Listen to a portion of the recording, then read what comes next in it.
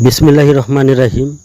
যদি কারো অনেক দিন ধরে প্রেমিক প্রেমিকার সম্পর্ক থাকে, হঠাৎ করে তা ছিন্ন ভিন্ন হয়ে যায়, বা কারো দেখা গেছে স্বামী স্ত্রীর সাথে বনিবনা হয়ে স্ত্রী বাপের বাড়ি চলে যায়, বা স্বামী দূর দরাজ চলে যায়, বা খোঁজ না থাকে, তাহলে সেক্ষেত্রে আজকের এই নকশাটি খুবই দুর্দান্তভাবে কাজ করবে। অনেক ক্ষেত্রে দেখা যায় অনেকের সম্পর্ক প্রায় দীর্ঘদিনের, কিন্তু হঠাৎ করে তা বন্ধ হয়ে যায়।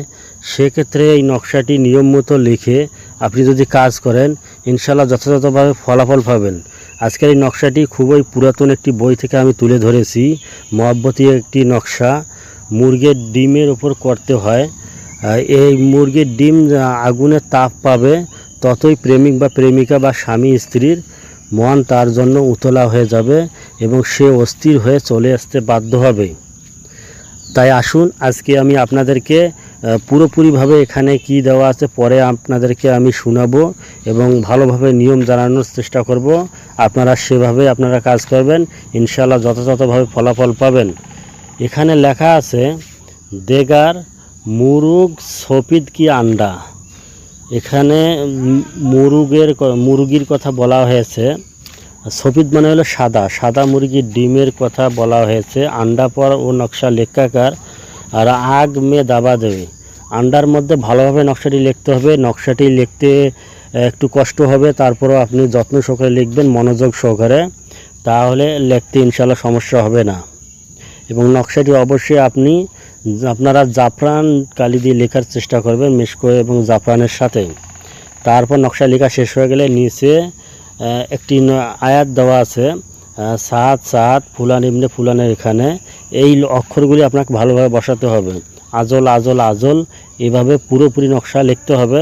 এবং ফুলান বি ফুলানের স্থলে অবশ্যই আপনাকে প্রেমিক প্রেমিকা বা স্বামী স্ত্রীর নাম, তাদের পিতামাতার নাম বসাতে হবে।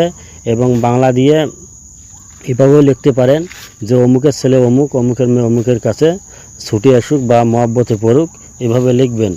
ভালোভাবে নকশাটি লেখা শেষ হয়ে গেলে তারপর বাখুরের জন্য যে সেতারার ভোগগুলো দেওয়া থাকে, সে ভোগগুলো আদায় করার চেষ্টা করবেন।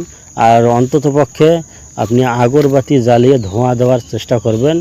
এবং একটা জিনিস এখানে মনে রাখবেন, ডিমটা লেখার আগে, এই জিনিসটা খুবই গুরুত্বপূর্ণ, লেখার আগে অবশ্যই ডিমটি ভালোভাবে মাজিয়ে নিতে হবে, মানে পরিষ্কার পানি দিয়ে পরিষ্কারভাবে ভালোভাবে মেজে নিতে হবে, যাতে যেন জিনিসটা পবিত্র হয়।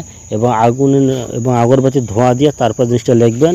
এবং লেখা শেষ হয়ে গেলে তারপরে আপনি ওই আগরবাতির ধোঁয়াটা ওখানে লাগাবেন, তাহলে এই জিনিসটা মুরব্বা একটা তৈরি হবে এবং মুয়াক্কেল খুশি হবে এবং তাড়াতাড়ি জিনিসটা কাজ করবে। তারপর লেখা শেষ হয়ে গেলে আপনি নকশা লিখিত ডিমটি যে কোনো এখানে প্রজ্বলিত আগুন আছে সেখানে আপনি পুঁতে দেবেন বা দাফন করে দেবেন।